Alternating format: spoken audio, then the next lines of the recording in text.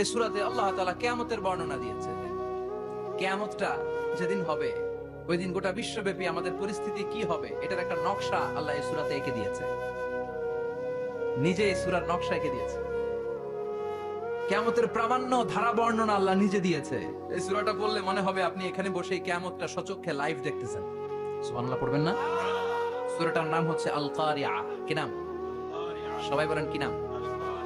আল কারিয়া মানে হচ্ছে বিকট আওয়াজ, ভয়ঙ্কর আওয়াজ, জাইগান্টিক সাউন্ড, বোম্বাস্টিক মার্কা সাউন্ড।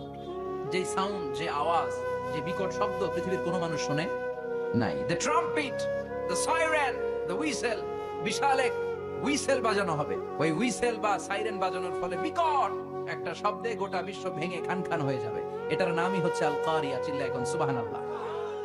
ওই হুইসেল দেওয়ার জন্য, ওই সাইরেন বাজানোর জন্য, ওই সুরের ভেতরে, সিঙ্গার ভেতরে ফুৎকার দেওয়ার জন্য রব্বুল আলামিন স্পেশাল একটা ফেরেশতা বানিয়েছেন। তার নাম হলো ইসরাফিল আলাইহিস সালাম। কি নাম? ইসরাফিল আলাইহিস সালাম। এদিকে ইসরাফিল নামে কেউ আছে? হ্যাঁ, অনেকে রাখে ইসরাফিল নামটা, কিন্তু অনেকে রাখে। আজরাইল রাখে নাকি? হ্যাঁ, আজরাইল রাখে না, ইসরাফিল কিন্তু রাখে। তো এই ফেরেশতাকে আল্লাহ তাআলা বিশাল একটা হুইসেলের ভিতরে, সাইরেনের ভেতরে 3টা ফুৎকার দেওয়ার জন্য তৈরি করেছেন।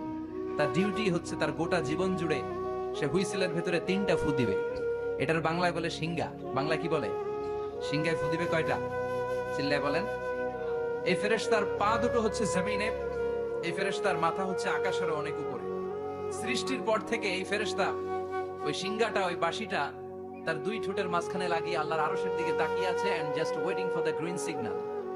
আল্লাহর পক্ষ থেকে সিগন্যাল আসার অপেক্ষায় আছে যে আল্লাহ কখন বলবে যে ফু দে। সুবহানাল্লাহ। 3টা ফু দেওয়ার জন্য রব্বুল আলামিন একটা ফেরেশতা বানালেন। ইসরাফিল ফেরেশতা সৃষ্টির শুরু থেকে বিশাল সিঙ্গাটাকে, সাইরেনটাকে, ট্রাম্পেটটাকে 2 ঠোঁটের মাঝখানে লাগিয়ে আল্লাহর আরশের দিকে তাকিয়ে আছে, কবে আমার প্রভু বলবে সাইরেনের মধ্যে বাঁশি বাজা। He is waiting. ঠিক এই মুহূর্তে যখন আমি কথা বলছি আর আপনারা শুনছেন, ঠিক এই মুহূর্তেও ওই সাইরেনটা ওনার 2 ঠোঁটের মধ্যে লাগানো, আর উনি আরশের দিকে তাকিয়ে অপেক্ষা করছে কখন আমার রব আদেশ করে, আর তখন আমি সিংহায় ফুৎকার দিয়ে গোটা বিশ্বটারে মেসাকার বানিয়ে দিব। সুবহানাল্লাহ। এই ঘটনাটাই আল্লাহ প্রামাণ্য দলিল দিয়ে বর্ণনা করেছেন। আর বর্ণনা করতে যে এই সূরার নাম দিয়েছেন আল কারিয়া। কি নাম? মানে বিকট আওয়াজ, ভয়ঙ্কর আওয়াজ, বজ্রনিনাদ, মহাপ্রলয়ের সেদিন এমন আওয়াজ হবে যে আওয়াজ পৃথিবীতে কেউ কোনোদিন আমরা শুনি নাই। পৃথিবীতে কে সবচেয়ে বড় আওয়াজের কি শুনেছেন বলেন? আপনার জীবনে ঘটে যাওয়া সবচেয়ে ভয়ঙ্করতম আওয়াজ শুনেছেন আপনি কবে বলেন তো? কেউ 1-2 জন বলেন আমায়। হ্যাঁ, ভয়ঙ্কর আওয়াজ রবিউল ভাই কবে শুনছেন? সিডরের সময়। হুজুরের সিডরের সময় ভয়ঙ্কর আওয়াজ শুনছে। সিডরের ভয়ঙ্কর আওয়াজ। হ্যাঁ, কিসের আওয়াজ? বজ্রপাত। বজ্রপাত, থান্ডার, ভয়ঙ্কর আওয়াজ হয়। বজ্রপাতকে আঞ্চলিক ভাষায় আপনারা কি বলেন? ঠেড়া। এই যে ঠেড়া, ঠেড়ার আওয়াজটা আসলেই ভয়ঙ্কর। আমি বছরের বেশিরভাগ সময় জুড়ে থাকি মালয়েশিয়াতে। মালয়েশিয়ার পাশের দেশ সিঙ্গাপুর। পৃথিবীতে যেই কয়েকটা দেশে সবচেয়ে বেশি বজ্রপাত রেকর্ড করা হয় এর মধ্যে একটা হচ্ছে সিঙ্গাপুর, আর একটা হচ্ছে ভুটান। এই দেশগুলোতে সবচেয়ে বেশি বজ্রপাত পড়ে। ভয়ঙ্করতম বজ্রপাতের আওয়াজ। আসলে এই বজ্রপাতের আওয়াজ খুব বিকট আওয়াজ। আপনি ঠিকই বলেছেন। আর আপনাদের জীবনে ঘটে যাওয়া সবচেয়ে ভয়ঙ্করতম আওয়াজ কে কোন দিন শুনেছেন বলেন? আদনান গাজী ভাই, আপনি কি শুনছেন জীবনে সবচেয়ে ভয়ঙ্কর আওয়াজ? গাড়ির চাকা যদি ব্রাস্ট হয়, তাফসীর মাহফিলে যায় তো কমন পড়ে গেছে হুজুরের। তো রাতের বেলায় কিন্তু আমরা যারা ময়দানে কথা বলি, আমাদের এক জেলা থেকে আরেক জেলায় ঘুরতে হয়। ভবঘুরে জীবন আমাদের। কোরআনের বাণীকে পৌঁছে দেওয়ার দায়িত্ব আমরা নিয়েছি, বাণীবাহকের কাজ আমাদের। তো রাত্রিবেলা মাঝে মাঝে আমরা এরকম ট্রাকের টায়ার পাংচার হলে বিকট আওয়াজ হয়, রিক্সার টায়ার পাংচার হলে বিকট আওয়াজ হয়, মানুষ ভয় পেয়ে যায়। আসলেই অনেক বড় আওয়াজ। আর জীবনে কে কি আওয়াজ শুনেছেন? আওয়াজ হয় কিসে? জেনারেটর যদি ব্রাস্ট হয়, ট্রান্সমিটার যদি ব্রাস্ট হয়, আওয়াজ হয় না? আওয়াজ হয়। হ্যাঁ, হেলিকপ্টার, হ্যাঁ হেলিকপ্টার যখন ল্যান্ড করে তখনও ভয়ঙ্করতম আওয়াজ হয়। বিমান যখন টেক অফ করে, ল্যান্ড করে, ভয়ঙ্কর আওয়াজ হয়। এরপরে লোহার মধ্যে যদি হাতুড়ি দিয়ে পিটায়, যখন তারা কাজ করে, ভয়ঙ্কর আওয়াজ হয়। ট্রেনের যে হর্ন বাজায়, যে ট্রেন আসতেছে, মাঝখানে চমৎকার কথা বলেছেন, মাঝখানে ওই যে ক্রসিং থাকে, ক্রসিং আটকে দিয়ে একটা হুইসেল বাজায়, বিকট আওয়াজ হয়। আর এই তো বেরোচ্ছে, আর কি আছে এরকম আওয়াজ? কে কোথায় শুনছেন? হ্যাঁ, অ্যাক্সিডেন্টে আওয়াজ হয়, ভূমিকম্পেও মাঝে মাঝে ধপাস করে পড়ার আওয়াজ হয়। দপ্তরি যখন হাই স্কুলে ঘন্টা বাজায়, ছুটির ঘন্টা, কাছে দাঁড়ানো যায়, বিকট আওয়াজ হয়। আসলে এই পৃথিবীতে আমরা এক একজন এক এক সময় এক এক জায়গায় বিকট বিকট আওয়াজ শুনেছি, কিন্তু কিয়ামতের দিন ইসরাফিল যখন ওই সিংহার ভেতরে ফুৎকার দিবে, ওই ফুৎকারের যে আওয়াজটা হবে, এই আওয়াজটা কি এই আওয়াজগুলোর মতো? কথা বলেন, এর চেয়ে অনেক ভয়ঙ্করতম আওয়াজ, যে আওয়াজ শুনলে আপনার হৃদয় শিউরে উঠবে, কেঁপে উঠবে। এই আওয়াজটার নাম হচ্ছে আরবিতে আল কারিআ। কি নাম? চিল্লায় বলেন, কি নাম? এজন্য আল্লাহ বললেন, আল কারিআতু মাল কারিআতু ওয়া মা আদরাকা মাল কারিআ। সেদিনের আওয়াজটা হলো ভয়ঙ্কর আওয়াজ, ওই আওয়াজটার নাম আমি আল্লাহ দিয়েছি আল কারিআ। আল কারিআ মাল কারিআ ওয়া মা আদরাকা মাল কারিআ। তিনবার তিনি সূরার শুরুতে তিনবার এই শব্দটা উচ্চারণ করেছেন। কয়বার? কথা বলেন, তিনবার। যে কোনো জিনিস তিনবার যখন আমরা বলি, গুরুত্ব বোঝানোর জন্য বলি, বলি না? বিশ্বনবী মাঝে মাঝে কোন জিনিসের ইম্পর্টেন্স, সিগনিফিকেন্স, তাৎপর্য এবং গুরুত্ব বোঝানোর জন্য তিনবার বলতেন। কয়বার? একবার বিশ্বনবী তাকওয়া নিয়ে ওয়াজ করতেছিলেন, আর বলছিলেন আত-তাকওয়া হা হুনা, আত-তাকওয়া হা হুনা, আত-তাকওয়া হা হুনা, ওয়া ইউশিরু ইলা সাদরিহি সালাসা মাররাত। তাকওয়া এখানে, তাকওয়া এখানে, তাকওয়া এখানে বলে বিশ্বনবী ওনার হৃদয়ের দিকে, কলবের দিকে তিনবার ইঙ্গিত করেছেন। কয়বার? তাকওয়া মানে কার ভয়? আল্লাহর ভয়। আল্লাহর ভয় নিয়ে যখন ওয়াজ করছিলেন, বিষ্ণু বলছেন তাকওয়াটা এখানে, এখানে, এখানে। তেমনি মক্কাবাসীদের কাছে যখন সূরাতুল কারিআ নাজিল হয়েছে, মক্কার কাফির মুশরিকদের দৃষ্টি আকর্ষণের জন্য আল্লাহ তাআলা এই সূরার শুরুতে আল কারিআ শব্দটা একবার নয়, দুইবার নয়, তিনবার উল্লেখ করেছেন। পড়েন সুবহানাল্লাহ।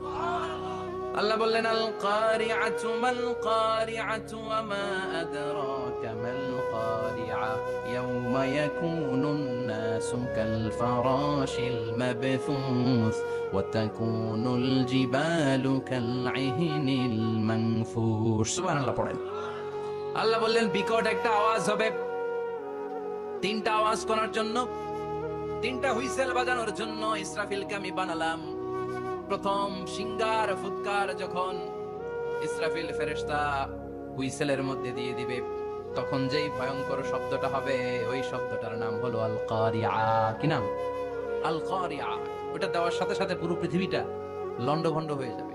এখন আমরা যেরকম আরামসে বসে আছি, ওই সময় পৃথিবীর অবস্থা এরকম থাকবে।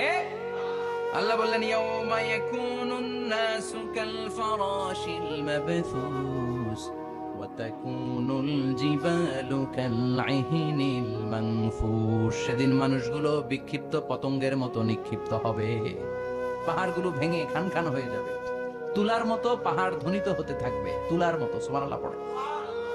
মানুষগুলো ছিটকে পড়বে। এই পৃথিবীর মাধ্যাকর্ষণ শক্তি থাকার কারণে আমরা ছিটকে পড়ি না। এই যে বসে আছি, সবকিছু পৃথিবীর মধ্যে লেগে আছে, এটার কারণ দ্য গ্র্যাভিটেশনাল ল, গ্র্যাভিটেশনাল পাওয়ার। এটা পৃথিবীর সবকিছু তার কেন্দ্রের দিকে টেনে রাখে। কিন্তু কিয়ামতের দিন আল্লাহ পৃথিবীটারে ধরে যখন একটা ঝাঁকুনি দিবেন, একটা কাঁপুনি দিবেন, একটা ভাইব্রেশন দিবেন, একটা আর্থকোয়েক, একটা ভূমিকম্প দিবেন, মুহূর্তের মধ্যেই পুরো পৃথিবীর সবকিছু ছিটকে পড়ে যাবে। চিল্লায় পড়েন আল্লাহু আকবার। মানুষগুলো পৃথিবীতে বসে থাকতে পারবে না, দাঁড়িয়ে থাকতে পারবে না, ডানে বায়ে সামনে পিছনে কে কোথায় ছিটকে পড়বে কোনো ইয়ত্তা থাকবে না। কাল ফারাশিল মাবথুস। মানুষগুলো বিক্ষিপ্ত পতঙ্গের মতো নিক্ষিপ্ত হবে। শীতকালে ছেলেপেলেরা গ্রামাঞ্চলে অনেক সময় র‍্যাকেট খেলে না, ব্যাডমিন্টন খেলে, দেখবেন ওই খেলার জন্য শীতকালে ক্ষেতের মাঝখানে বাঁশ গেড়ে দেয় আর বাঁশের মধ্যে লাইট লাগায়। এলাকায় খেলেনি? কি নাম এই গ্রামে? পাহাড়পুর। পাহাড়পুরে খেলো তোমরা? এই রাত্রিবেলা বাঁশ গেড়ে দিলে ওর মধ্যে লাইট লাগালে কোত্থেকে যেন অনেক পোকা চলে আসে, ডান দিকে একটা, বাঁ দিকে একটা, সামনে পেছনে ছিটকে ছিটকে পড়ে। কিয়ামতের সেই কঠিন দিন মানুষগুলো বিক্ষিপ্ত এরকম পতঙ্গের মতো ডানে বায়ে ছিটকে ছিটকে পড়বে। পাহাড়গুলো চূর্ণ বিচূর্ণ হয়ে যাবে, ভেঙে খান খান হয়ে যাবে। তুলাকে ধ্বনিত করলে তুলা যেমনি ধ্বনিত হয়, তুলার মাঝখানে লাঠি দিয়ে পেটালে তুলাকে পাতলা করার জন্য, আরামদায়ক করার জন্য, মোটা বানানোর জন্য যখন লাঠি দিয়ে ধ্বনিত করা হয়, দেখবেন সামান্য তুলার ধুলিকণা ছিটেকণা বাতাসের মধ্যে শূন্যে ভাসে। ফু মারলে আরো দূরে যায়, ফু মারলে আরো দূরে যায়। বাতাসের ছাপটা ওটা কোথায় যে চলে যায় কেউ জানে না। পৃথিবীর বড় বড় সাইজের পাহাড়গুলো সেদিন এই তুলার মতো, তুলা যেমনি বাতাসে ধ্বনিত হয়, পাহাড়গুলো সেদিন তুলার মতো বাতাসে ধ্বনিত হতে থাকবে। চিল্লায় এখন আল্লাহু আকবার। এই পৃথিবীর সবচেয়ে বড় পাহাড়ের নাম মাউন্ট এভারেস্ট। বিশাল বড় পাহাড়, উপরে শুধু বরফ আর বরফ। এটার বলে হিমালয়, বাংলায় কি বলে? নেপালে অবস্থিত এই হিমালয়ের পাহাড়। আমি একবার কাতার থেকে যাচ্ছি কায়রো, ওই ফ্লাইটে হিমালয়ের পাশ দিয়ে ফ্লাই করে, বিমানের সামনে স্ক্রিন থাকে, আপনি কোন জেলা কোন থানার উপর দিয়ে যাচ্ছেন ওটা শো করে। আমি দেখলাম হিমালয়ের পাশ দিয়ে ফ্লাই করছে, জানলা দিয়ে তাকিয়ে দেখি বিশাল মাউন্ট এভারেস্ট, উপরে শুধু বরফ আর বরফ। সুবহানাল্লাহ পড়ো। 29,035 ফিট উঁচু ওই পাহাড়টা সেদিন আল্লাহ যখন একটা ঝাঁকুনি দিবে, পৃথিবীটারে ভেঙে খান খান হয়ে যাবে, টুকরা টুকরা হয়ে যাবে, তুলার মতো বাতাসে ধ্বনিত হতে থাকবে। ইউরোপের সবচেয়ে বড় পাহাড়ের নাম হচ্ছে আল্পস পর্বতমালা। পুরো মাউন্টেন রেঞ্জটা ভেঙে চুরমার হয়ে যাবে, ধূলিকণা হয়ে যাবে। আমেরিকার সবচেয়ে বড় পাহাড়ের নাম আলাস্কা মাউন্টেন রেঞ্জ। অ্যাটলাস বা ম্যাপ নিয়ে যাদের পড়াশোনা আছে দেখবেন ইউনাইটেড স্টেটস অফ আমেরিকা, এখানে নর্থ আমেরিকার পাশে বড় করে লেখা আলাস্কা, পুরোটাই পাহাড়, আমেরিকার সবচেয়ে উঁচু পাহাড়। এই পাহাড়গুলো সেদিন ভেঙে টুকরা টুকরা হয়ে যাবে। বাংলাদেশের ময়মনসিংহে আছে আমাদের এদেশের সবচেয়ে বড় পাহাড়, গাঢ় পাহাড়। নাম শুনছেন? আল্লাহ জানে কি জানি হবে সেদিন আমাদের পাহাড়ের অবস্থা। তাজিংডং বিজয়, বান্দরবানে কেওক্রাডাং, চিম্বুক, চিম্বুকের চূড়ায় আমি উঠেছিলাম 2002 সালে। সেখানে পার্সোনাল প্রাইভেট কার নিয়ে যাওয়া যায় না, মাইক্রো নিয়ে যেতে পারবেন না। চাঁদের গাড়ি আছে একটা, ওইটা আলাদা এক্সট্রা 2-3টা ইঞ্জিন লাগানো, ওইটা দিয়ে টেনে টেনে আপনারা নেবে। উপরে সেনাবাহিনীর ক্যাম্প আছে। বাংলাদেশের 3য় বৃহত্তম পাহাড়। কিয়ামতের দিন আল্লাহ যখন একটা ঝাঁকুনি দিবে, পৃথিবীটারে যখন একটা নাড়া দিবে, আর ইসরাফিল যখন ফুৎকার দিবে, একটা পাহাড়ও টিকবে? চিল্লায় বলেন টিকবে? এজন্য আল্লাহ বললেন ইদা জুলজিলাতিল আরদু জিলজালাহা ওয়া আখরাজাতিল আরদু আসকালাহা ইদা রুজ্জাতিল আরদু রাজ্জাও ওয়া বুসাতিল জিবালু বাসসা। সেদিন যখন আল্লাহ একটা ভূমিকম্প তৈরি করবে, পৃথিবীটাকে যখন নাড়িয়ে দিবে, কাঁপিয়ে দিবে, একটা পাহাড়ও টিকবে না। সবগুলো পাহাড় তুলার মতো ধ্বনিত হতে থাকবে। মানুষগুলো ছিন্ন বিচ্ছিন্ন হয়ে ডানে বায়ে ছিটকে পড়বে। চন্দ্র সূর্য আলো থাকবে না, মানুষের চোখগুলো ছানা বড়া হয়ে যাবে।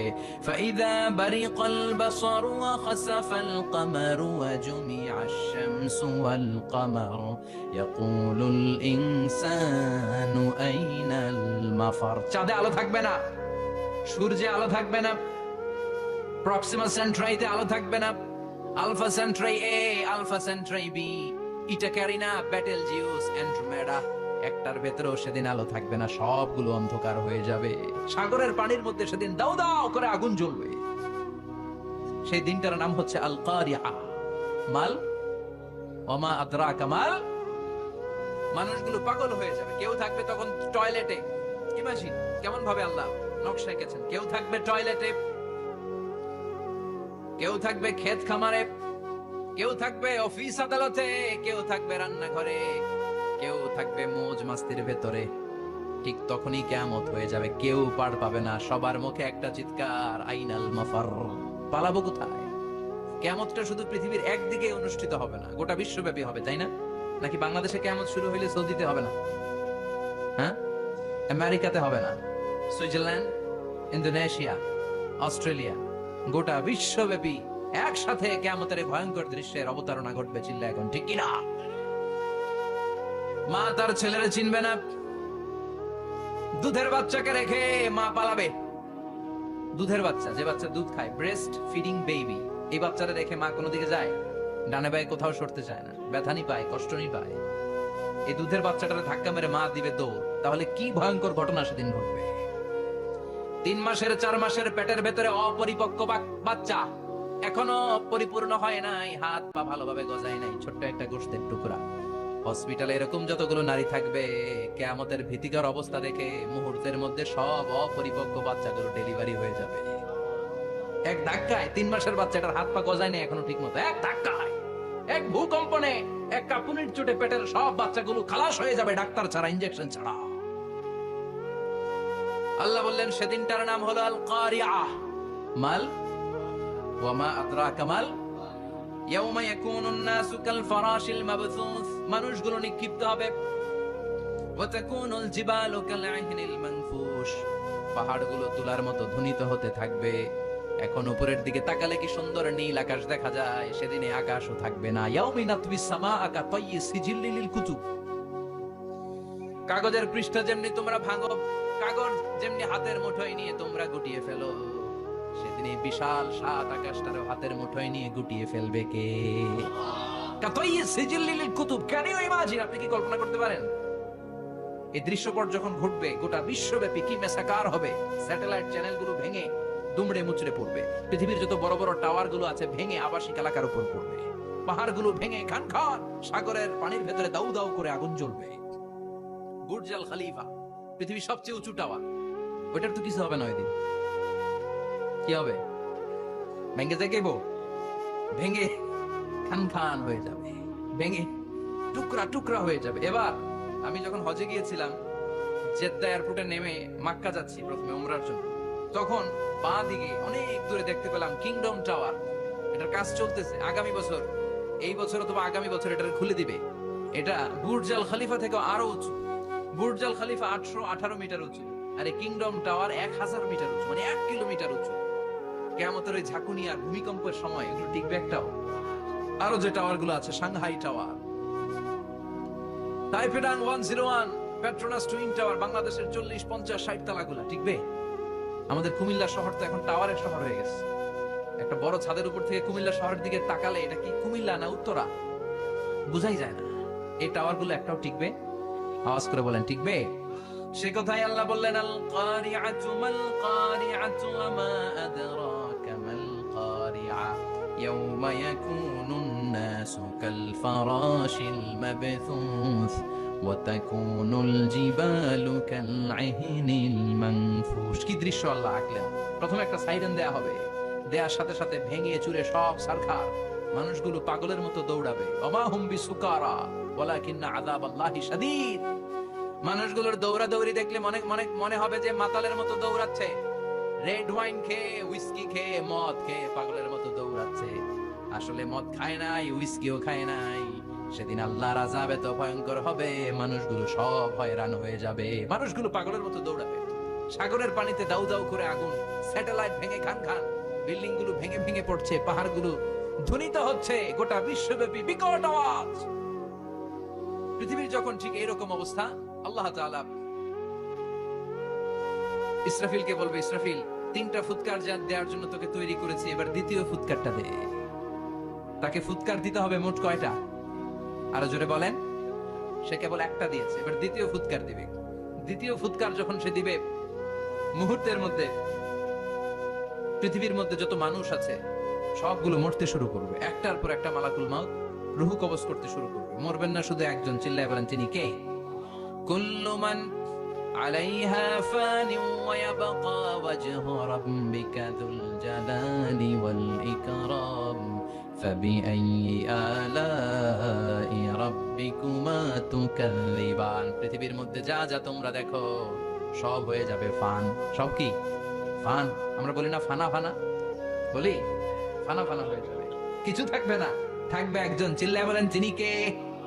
এজন্য সব সময় আল্লাহর কাছে কামনা করবেন, আল্লাহ তুমি ইমানের মরণ দাও।